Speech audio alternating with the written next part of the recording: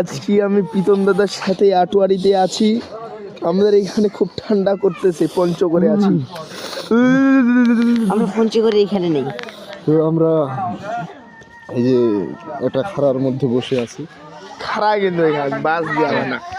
এদিকে দেখেন দোকান, আর এই খাড়ার মধ্যে বসে আমরা ফোন চাপতেছি। প্রচন্ড ঠান্ডা, এই জন্য আমরা একটা কম্বল নিয়ে আসি।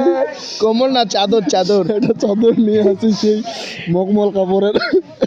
এটা খুব কি করে